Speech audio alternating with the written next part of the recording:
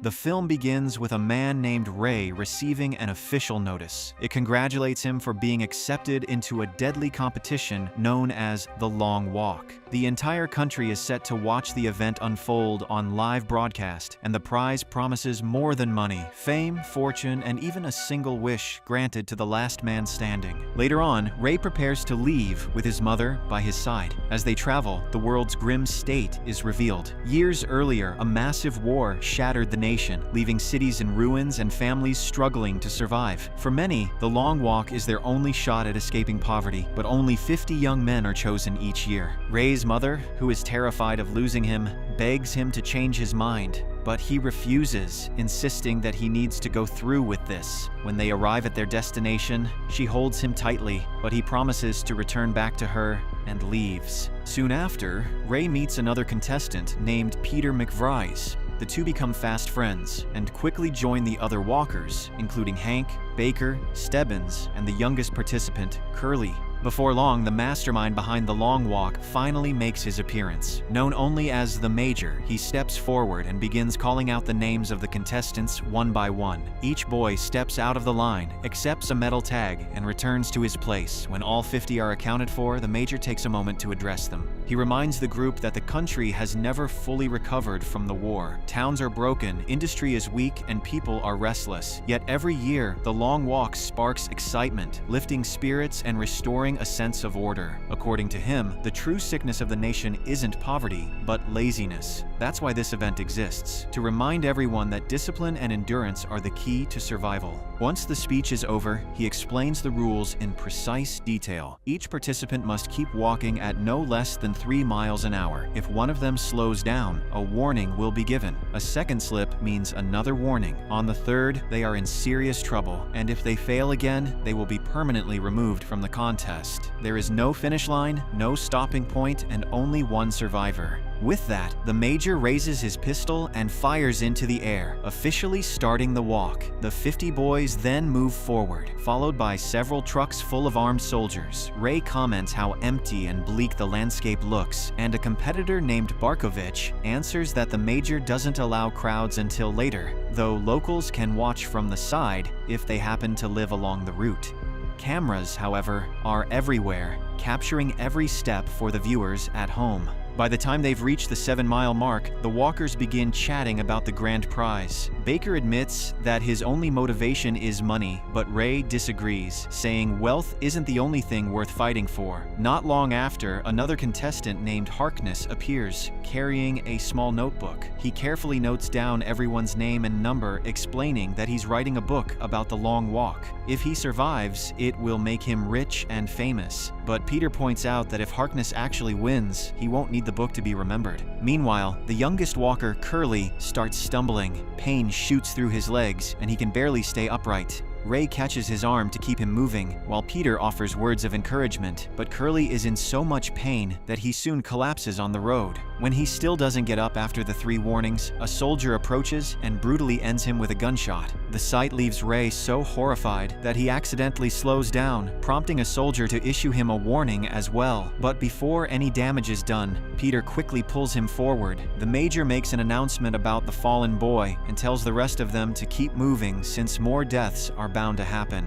After covering more distance, the group reaches the 17-mile mark. Ray admits he has already been worn out for a while and is unsure how much longer he can push himself, but Peter advises him not to think about the end and to just keep going one moment at a time. As the hours pass, Ray, Peter, Hank, and Baker start growing closer and form a good bond. But just when everything seems fine, the heat and exhaustion overwhelm contestant number 1. His body gives out and he collapses into a seizure on the road. Some walkers are worried for him, but Barkovich laughs and mocks the boy's suffering. The soldiers issue the warnings, and when the boy doesn't recover, he is executed. Surprisingly, Barkovich celebrates the death, telling everyone they should be happy since it improves their odds of winning. By the time they reach the 25-mile point, Barkovich turns his attention to a boy named Rank. First, he mocks the boy's name, then he crosses the line by insulting his mother. Rank loses his temper and swings at Barkovich, but he misses and falls badly to the ground. The others shout at him to get up, but he can't do so in time, and soon the soldiers shoot him. The sight makes Ray and Peter furious, and they accuse Barkovich of murder, but the psychopath insists it was not his fault since he never even touched the boy. Later, another contestant becomes desperate to relieve himself. He cannot keep walking and slows down. The soldiers begin warning him, and when he fails to move, he is shot down in humiliation as he wets himself in front of everyone. Night eventually falls, and the boys are running on nothing but sheer willpower. Ray starts drifting off and even dreams about his mother, but Peter shakes him awake and tells him to keep his focus. Ray confesses how badly he misses her, and Peter tries to reassure him by saying he will see her again soon.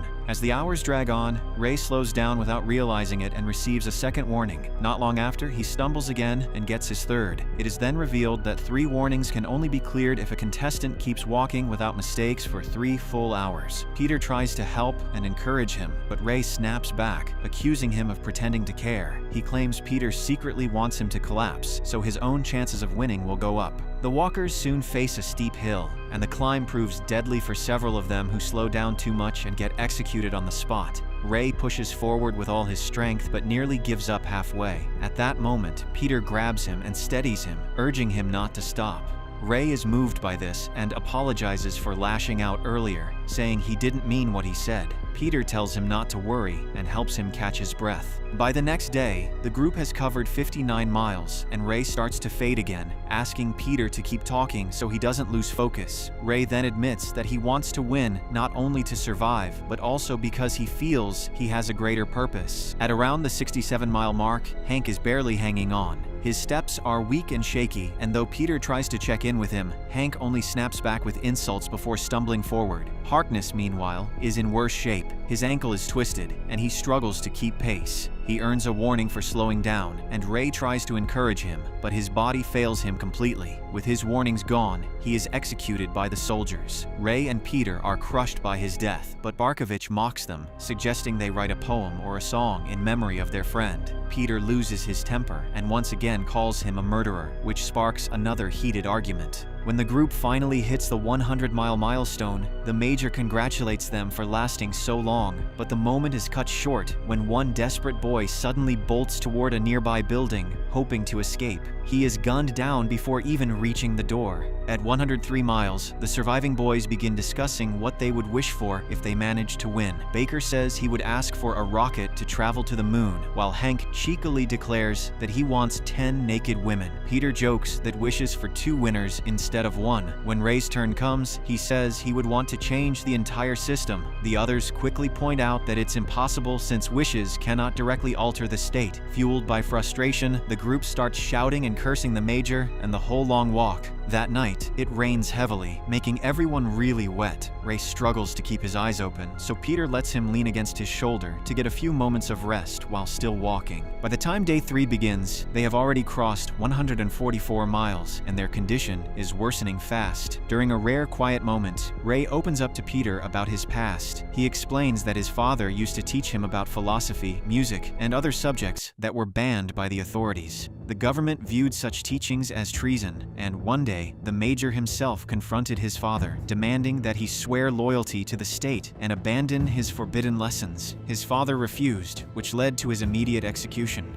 Ray eventually reveals that the real reason he joined the Long Walk is to kill the major and avenge his father's death. If he wins, he plans to request a carbine rifle as his prize and use it against the man who executed his father. By the time they reach 170 miles, the brutality of the event only worsens. One walker, completely drained, stumbles toward the soldiers and begs for help. The soldiers respond by striking him down and crushing him beneath a tank. Not long after, another contestant loses his mind, strips off his clothes, and wanders in the wrong direction. The soldiers open fire and shoot him without hesitation. Later that night, after covering 201 miles, Stebbins approaches Ray with grim news. Hank is on the verge of collapse. Ray hurries to encourage him, but Hank turns away and calmly walks toward the soldiers. He is executed on the spot, leaving the group stunned. Baker, unable to control himself, breaks formation and tries to reach his fallen friend, and the soldiers immediately start issuing him warnings. Thankfully, before he can get himself killed, Ray grabs him and drags him forward,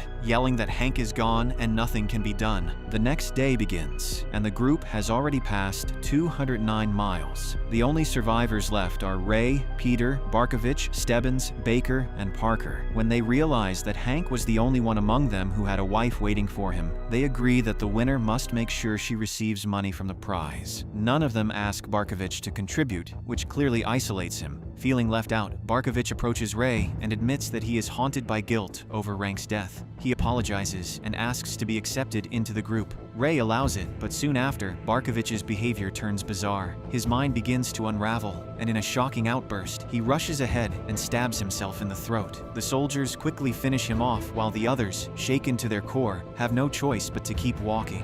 That night, the exhausted group begins singing together to lift their spirits and keep moving. By day 5, they have already reached 278 miles, and the route now passes through the town where Ray's mother lives. Parker points out that Ray is lucky to see his mom again, but Peter insists it's actually a curse, as it will only make things harder for him. At 286 miles, they finally arrive at Ray's hometown. One of Ray's boots splits apart, and Baker advises him to remove both shoes, warning that unbalanced steps will drain him even faster. Soon, Ray spots his mother in the crowd. At first, he waves from a distance, but unable to hold back, he runs toward her and begs for a hug. The reckless move earns him repeated warnings, and his mother begs him to leave before he's killed. Just as the soldiers prepare to fire, Peter yanks Ray back into line, forcing him to keep moving and saving him from certain death. After passing through Ray's hometown, Peter finally opens up about his own painful past. He tells Ray that he has been walking for as long as he can remember, ever since losing his parents in the war.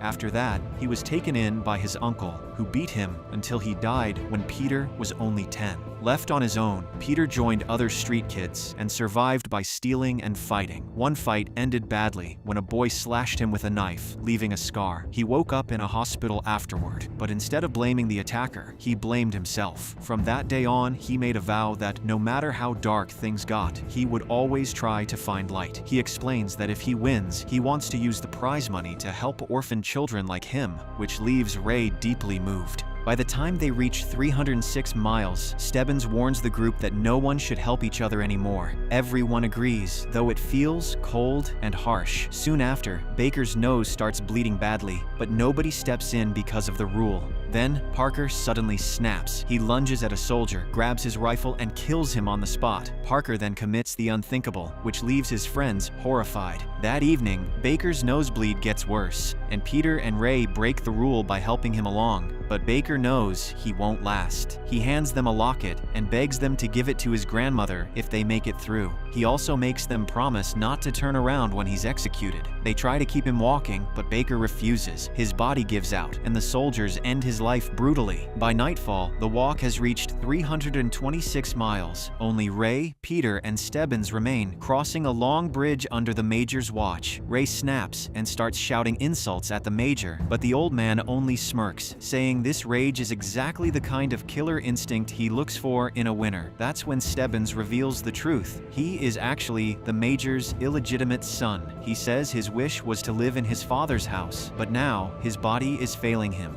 He tells Peter and Ray that it has been an honor to walk with them and wishes them luck before stopping and allowing the soldiers to shoot him. Now only Ray and Peter remain. The rain pours down as they march side by side. Peter admits that as a child he was terrified of dying, but after seeing so many boys perish, he has come to realize that death is the one certainty in life, and the only thing you can choose is how you face it. At 331 miles, the two reach a town where crowds cheer wildly, eager to see which one will survive. Peter suddenly stops and says he wants to give up so that Ray can win and return to his mother, but Ray refuses and urges Peter to keep walking, promising they will go on together. Peter takes a few more steps forward, unaware that Ray has actually stopped behind him. With 3 warnings already stacked against him, Ray is immediately executed. The soldiers' bullets tear through him, and the Major delivers the final shot himself. When Peter realizes what happened, he breaks down while the crowd roars in celebration of his so-called victory. The Major then steps forward and congratulates him on becoming the winner of the long walk. He asks what Peter's wish will be. Struggling to stay composed, Peter asks for a soldier's carbine, saying he wants to pass it down to his future children as a symbol. The soldiers hesitate to hand it over, but the Major insists, claiming Peter won't hurt anyone since he's a man who wants to make the world better. As soon as Peter grips the rifle, he raises it and points it straight at the Major. The old man tries to calm him, urging him not to waste his victory, but a grief-stricken Peter says, "This is for Ray," before pulling the trigger, killing the Major instantly. The movie closes with Peter dropping the weapon and walking alone down the rain-soaked road.